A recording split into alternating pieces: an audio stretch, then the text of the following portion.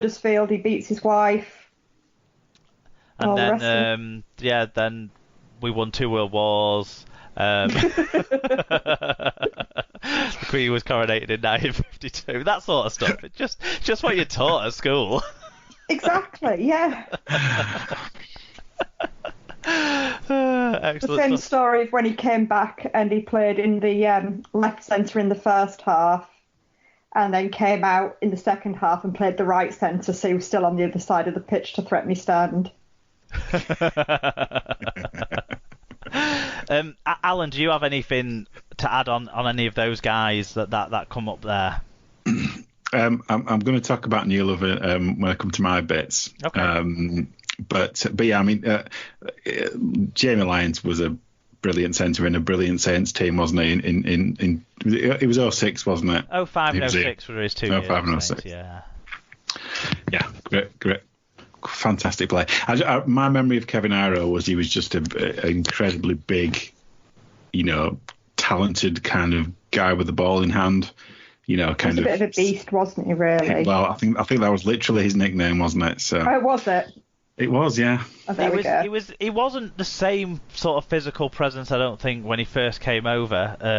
But he definitely had a lot of presence throughout his career, didn't he? And he had a long and successful one. Mal Meninga, do we need to even really go into too much detail about his legend? I mean, he's in the Hall of Fame, isn't he? He's an immortal as well. So, and had a pretty good rep coaching career after all things told as well. Yeah, yeah. I mean, not a bad building blocks to work with, but yeah, he did a pretty good job. What did Paul O'Brien have to tell us about? So Paul said, Darren Wright at Widnes, he was Martin Offiah's centre partner. Also Andy Currier, both underrated. Would also count Gene Miles at Wigan. Well, Gene Miles was a kind of Jamie Lyon type. He only had a couple of years in the game over here. And like Darren Wright benefited from having Offiah as his winger, or did Offiah benefit from having those guys as his centres? I'm not quite sure. But he was very good at getting a late pass away to his wingman. Certainly was Gene Miles in his time at Wigan, and is a player that everyone reveres still at the club. Currier and Wright both kind of were around in the 80s at Widnes, so would have played in that sort of peak era of the Cup Kings. Yep. Sarah, Tom Andrews, where's Tom Andrews gone this week? Well, he says he's probably voyaging away from a KR pick this week to say Greg Inglis. Devastating runner of the ball. Sean Benny defenders just stood and watched him in awe. In defence too, that hit on Dean Young hurt me watching it. One of those hits where the ref gives a penalty out of sympathy. Greg Inglis is one of the greatest, isn't he? I think we'll hear his name a few more times. Neil McEwen at Neil McEwen 4600 said Andy Currier at Widnes. So another shout out for Andy Currier there. But Gleeson was a fantastic centre, of course. Yeah, Martin Gleeson obviously had his scandals, betting, drug taking, that sort of stuff. But in between and around all of that, he was definitely one of the best centres we've seen in our Super League competition.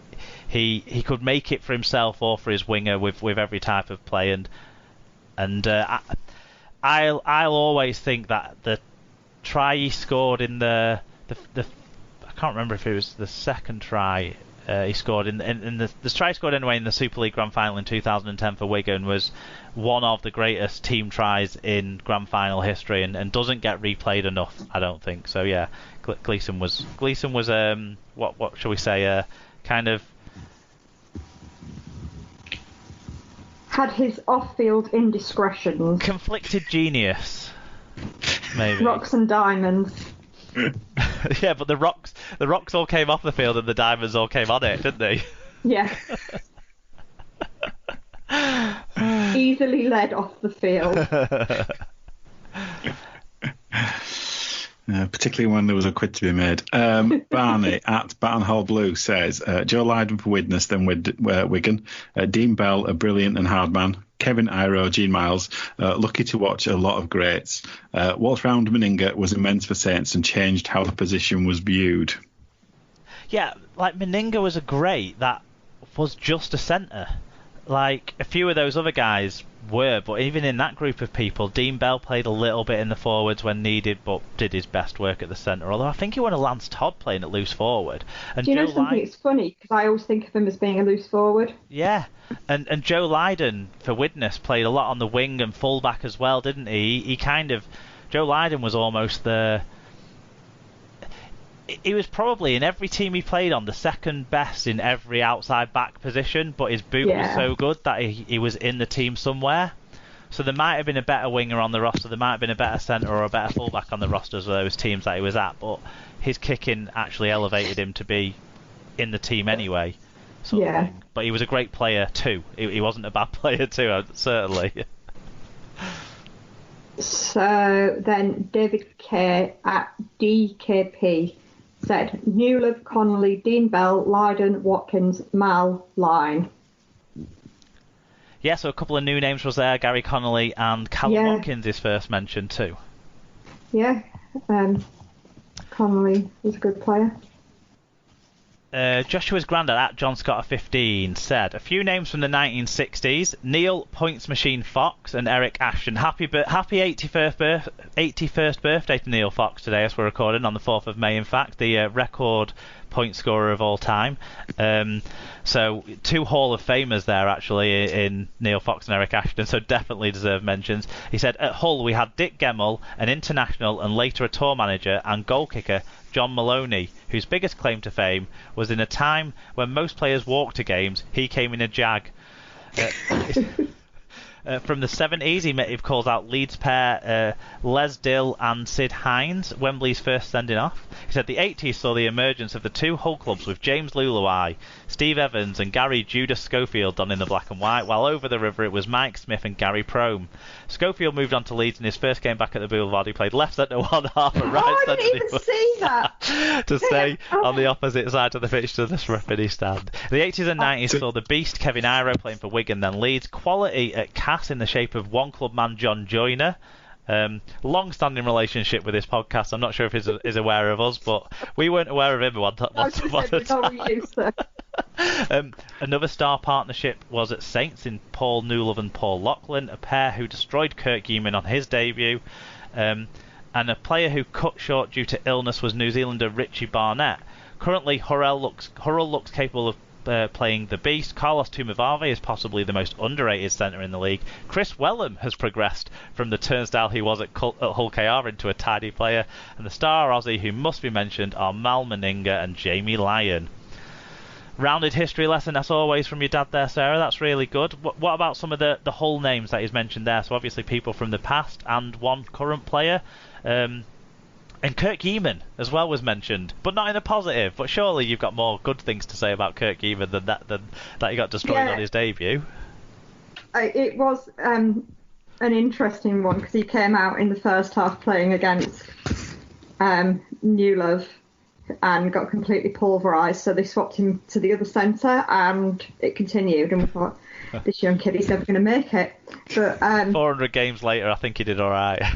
Yeah. You know, if he ever passed to a winger, they'd be the highest scorer, up at top scorer of Super League. But he never learnt that quality. But you know, I mean, he was a brilliant player. You know, great defence. Not the fastest player, but you know, had a bit of speed on him. One club man again, still involved at the club now. Yeah, he was one of the ones I was going to mention later on, but definitely good player. Can I just pick your dad up on something? Just a factual thing. Yeah. There's no way that Newlove and Lachlan play together. He doesn't mean Paul Lachlan at all. It wasn't Lachlan that was in the other centre. Okay. I did think that was a bit weird. I did think Kirk Yeaman wouldn't have been playing against Paul Lachlan as well, but I was like, I didn't want to say anything. Yeah, well, the reason it definitely couldn't have happened is because Paul Lachlan was swapped for Paul Newlove in that famous transfer deal. So they might have passed each other on the M62, but other than that, that's pretty much it. No, it definitely wasn't. I can't think who it was, but I did know at the time it wasn't him. Well, it could have been Iro, couldn't it, around that time? Maybe it was Iro. It was somebody that just completely like. And then you've got kind of like the step in and grace of a Newlove, and then the kind of physicality and physical skills of an Iro, and that would be quite the competition to come up against. But give him his credit. He came back and it improved as a player from it. Oh, definitely, yeah. So he made his debut in 2001, and Saints' centres at that time were Iro and Newlove. So yeah. Who's next? Matt Hardiker at Matt _ Matty 3H _ said Newlove, another name mentioned there, senior from the Great Britain side of things, English obviously, and for a curveball, I don't think Darryl Goulding was appreciated for what he brought to Wigan's edge play. I've got a bigger curveball. It looks like Kirk Eamon's debut was against Leeds.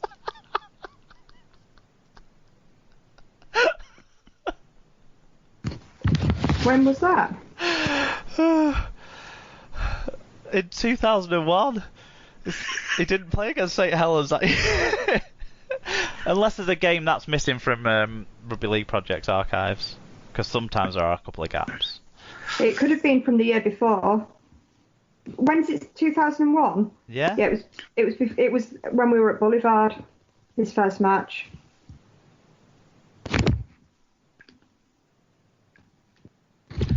Darryl Goulding's an interesting one to mention.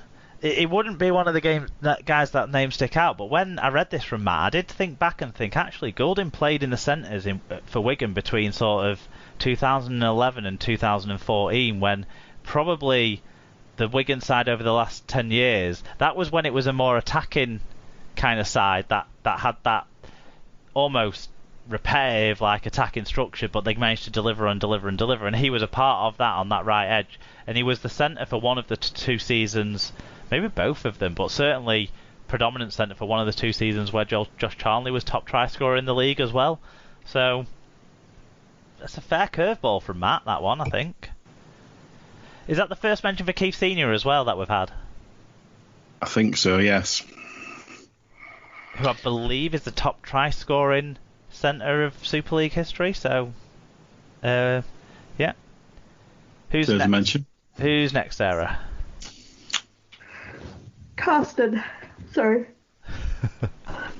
Broom at Swiss _cowboy _78 said, at my club, Justin O'Neill, all-time Greg Inglis, can't count there. Honourable mentions, Watkins, Shenton, Schofield, and the piece of art that is Connie.